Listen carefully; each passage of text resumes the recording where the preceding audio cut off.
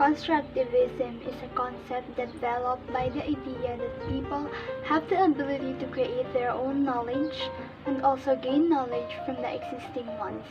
It also talks about how the individual development and skills development occur.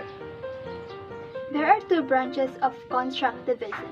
The first one is cognitive constructivism and the second one is social constructivism. The first one, cognitive constructivism, talks about how the knowledge we acquire is related to our cognitive development.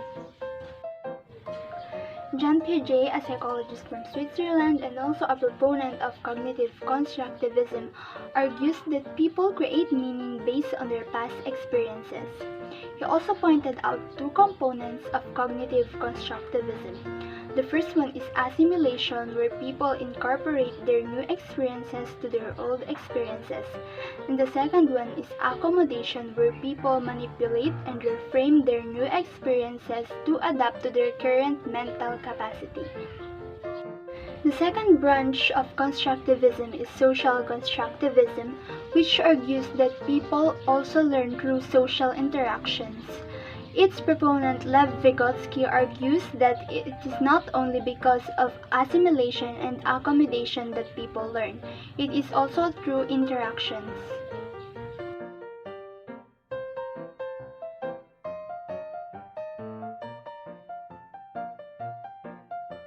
Today we will talk about multidisciplinary approach. So what is multidisciplinary approach? The multidisciplinary approach is also called the interdisciplinary approach. Multidisciplinary approach allows a subject to borrow concepts and techniques from other subjects in its studies. Since historic times, geography has used multidisciplinary approach in its studies. Historically, the first practical use of the multidisciplinary approach was during World War II. By what became known as the military-industrial complex. Notably, the Lockheed Aircraft Company set up its own special projects operation, nicknamed the Skunk Works in 1943, to develop the XP-80 jet fighter in just 143 days. In the 1960s and 1970s, the multidisciplinary approach was successfully employed in the UK by architects and engineers and quantity surveys, working together on major public sector construction projects and together with planners, sociologists, geographers, and economists on overseas regional and urban planning projects. Multidisciplinary approach encourages the learners to apply their existing and newly acquired knowledge in a more practical, hands-on way. Multidisciplinary approach, following points are considered. Staffs will have to share knowledge and expertise and also to learn new skill and fresh approaches. Sometimes, a number of professionals have direct input or provide advice and support. There is a need for training which will give staff the confidence and satisfaction. Possible change in expectations and in working system, which can be valuable stimulus and challenge to adults. The disciplinary approach is required to overcome system barriers, lack of basic and appropriate materials, exclusionary practices and policies. Societal barriers, insecurity, crime and violence, poverty, child-headed households. Intrinsic barriers, behavioral problems, psychological problems, emotional problems.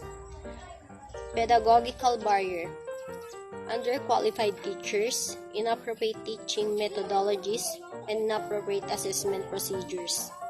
Here's an example. It's impossible to analyze Israeli-Palestinian conflict without touching on several different subjects.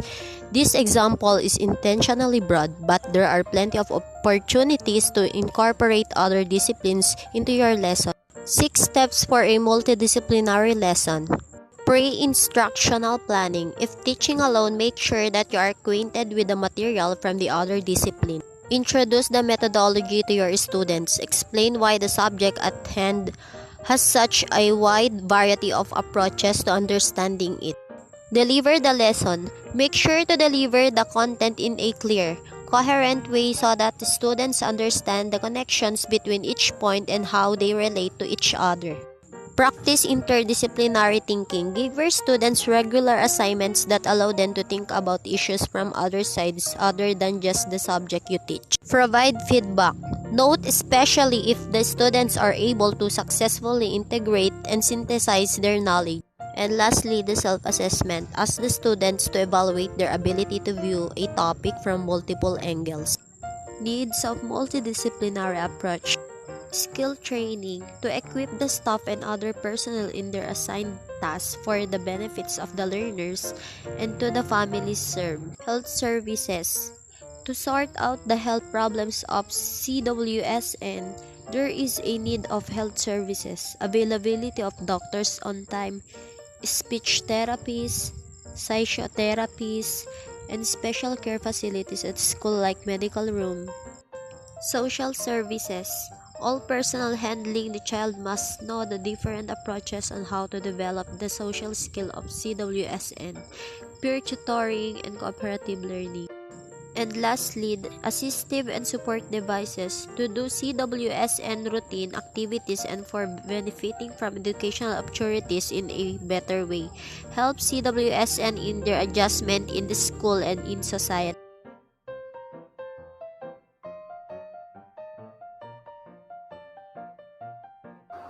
Hello everyone, my name is Mark Joseph Tintero, and for today I will be discussing the topic Constructivism in different learning environments. First, let me define multidisciplinary learning environments. So in this century, learning skills and qualifications have to show a difference than before due to the new worldviews. Critical thinking, collaboration, creativity, and communication fields are the important parts of 21st century learning skills. Getting qualifications of different disciplines in a popular way to reach the needs of the new era, STEM teaching, which is based on teaching the disciplines of science, technology, engineering, and mathematics, and gaining importance at this point. A study by Glantz and Moore states that the researchers of John Dewey had an impact on multidisciplinary areas like the STEM. As these fields together become popular, new interdisciplinary teaching strategies begin to emerge. The strategies such as case-based, problem-based learning may boost the academic results of the learner. The instructors are responsible for creating the learning environments, they are just the facilitators. As the teacher produces great work, the educational outcomes will be worth mentioning. Like Prensky said, a motivated learner cannot be stopped. To facilitate the learner's process of learning might be the most sacred duty of the teachers, such as leading the learners to deeper information or letting them choose the background, tool, methods, which are the elements of creativity during an art class while painting a certain subject matter. Furthermore, constructivism also requires individualized learning. To give an example, in a music class, if a student loves listening to heavy metal, we cannot expect him or her to find playing harp breathtaking. The common European framework of references of language, there are some important concepts such as lifelong learning, self-learning, and learning the learning process in terms of the constructivism approach. Hence, because the learner not only makes decisions about language learning, but also the need to evaluate the language development process itself. Apparently, constructivism provides a wide scale of learning experience for learners and a remarkable professional growth for teachers. So the question now is, how can constructivism approach be applied in multidisciplinary learning environments? When we say the application of constructivism in different learning environments, several methods and techniques we use come to our mind, which are the experience gained by the learners. There are several constructivist conditions for learning to be occurred. The first one is complex and relevant learning environments. The simplification of the assignments will prevent the learners from solving problems, so the students should deal with a complex situation. Second would be social interaction. This is to improve the cognitive process. The learner should interact with other students. They should see another point of view. For instance, collaborative learning can be used in the classroom as activity. Make two groups, give them two different topics, and let them search and talk for a while. Then, unite the groups and gives one of the previous topic to the whole class. Half of them will be quite eager to convey what they have learned. Third, multiple perspective and multiple models of learning. To use different kinds of tools of visual and auditory will make the learners to see different aspects of the same contents. Next would be the ownership in learning, determining what and how they are going to learn the new knowledge. Last is self-awareness of knowledge construction. This is to learn the process of learning. Let me give you some advantages of using a constructivist approach in multidisciplinary learning environments.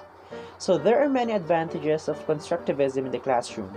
Briefly, it helps the learners to develop a higher cognitive level, which is to build on the knowledge they have already know. Learners are also involved in their own learning by acquiring knowledge through a real-life experience, which is a great way to transfer their already known knowledge right into the situation. Students construct conceptive ground in order to study with further disciplines in a well-designed multidisciplinary learning environment.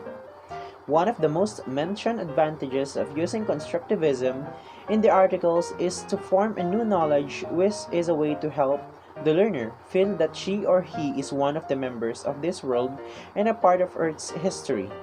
As mentioned before, Constructivist approach provides experience to the students in every kind of learning environment. It teaches through the motto, learning by doing it. Thank you for listening, class. Till next time, bye!